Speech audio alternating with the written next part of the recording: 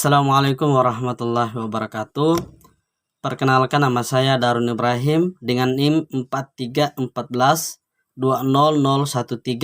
dari kelas A Pendidikan Biologi. Baik, di sini saya akan menjelaskan materi tentang lumut daun spesies Polytrichum commune. Baik, kita masuk saja pada klasifikasi ilmiah. Yang pertama ada Rhynchum plantae, divisi Prophyta, kelas Polytrichopsida, ordo Polytrichales, famili Polytrichaceae, genus Polytrichum, spesies Polytrichum commune. Selanjutnya ada morfologi dan anatomi. Morfologi, yang pertama, Calyptra adalah ujung spora yang menutup sporangium. Yang kedua, kapsul adalah tangkai yang mendukung archegonium dan antheridium. Selanjutnya ada phloid adalah bagian lumut yang menyerupai daun. Kemudian ada rhizoid adalah bagian dari lumut yang berfungsi menyerap zat-zat hara. Kemudian sporangium adalah kotak spora. Selanjutnya ada spora adalah alat perkembangbiakan. Kemudian ada seta adalah tangkai pendukung antheridium dan archegonium. Selanjutnya ada anatomi. Yang pertama, kapsul spora tegak atau mendatar. Kemudian pada sisi perut tulang daun seringkali terdapat lamela yang membujur. Selanjutnya, daunnya terdiri atas beberapa lapis sel. Baik, kita masuk pada gametogenesis dan peranan. Ada reproduksi aseksual dan seksual. Yang pertama, reproduksi aseksual. Beberapa lumut daun ada yang mempunyai batang merayap yang membentuk cabang-cabang tegak. Bila bagian yang tua mati, maka cabang-cabang tadi dapat menjadi sebuah individu baru yang jumlahnya lebih banyak. Selanjutnya, pada pangkal batang lumut dapat terbentuk beberapa tunas yang tumbuh menjadi cabang-cabang. Bila cabang tersebut terpisah dari batang pokok, maka dapat membentuk individu baru. Kemudian pembentukan stolon dari rangkal batang. Stolon tersebut dapat berisik atau tidak dan tumbuh merayap atau di bawah permukaan tanah. Kemudian ujung dari tiap stolon dapat tumbuh tegak seperti tumbuhan induknya. Kemudian protonema primer yang berasal dari spora yang berkecambah dapat membentuk beberapa tunas yang masing-masing tunas dapat tumbuh menjadi tumbuhan lumut baru.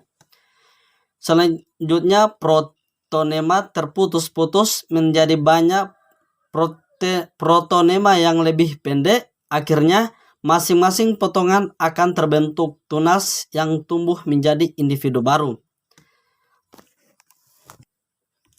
Selanjutnya, tumbuhan lumut mempunyai daya regenerasi yang besar.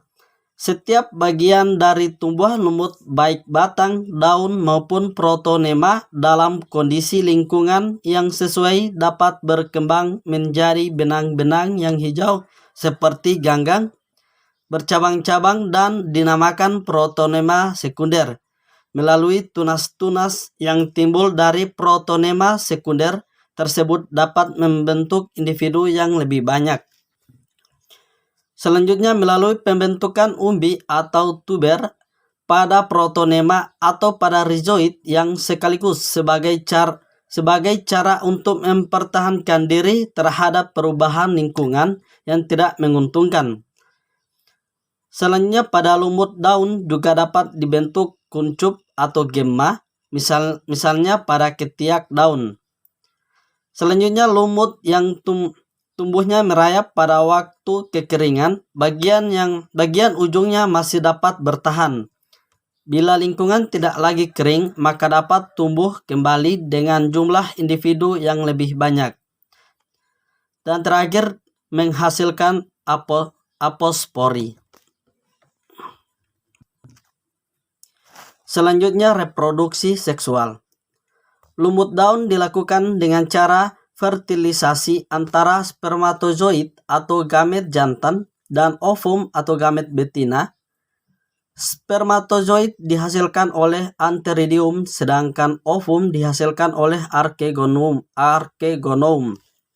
Berdasarkan ada tidaknya antheridium dan archegoniumnya, lumut dibedakan menjadi dua macam, yaitu heterotalik dan homotalik. Lumut heterotalik merupakan lumut yang di dalamnya satu individu hanya terdapat antheridium atau archegonium saja. Sedangkan pada lumut homotalik, satu individu memiliki kedua alat kelamin tersebut. Pada reproduksi spesies Polytrichum comune, ini memiliki beberapa tahap. Yang pertama, lumut berkembang dengan spora. Selanjutnya spora tumbuh menjadi protonema. Kemudian menjadi tumbuhan lumut. Kemudian tumbuhan lumut terbagi menjadi antheridium yang menghasilkan sperma dan archegonium yang menghasilkan ovum. Selanjutnya peleburan keduanya menghasilkan zigot dan tumbuh menjadi embrio. Dan terakhir embrio tersebut terus tumbuh menjadi sporangium dan menghasilkan spora. Seperti kita lihat pada gambar di samping ini. Dan yang terakhir yaitu peranan. Terdapat dua peranan, yang pertama mencegah erosi dan yang kedua sebagai penyerap dan menyimpan air. Baik, itulah penjelasan materi tentang lumut daun spesies Polytrichum comune dari saya. Wabillahi taufiq wal hidayah. Wassalamualaikum warahmatullahi wabarakatuh.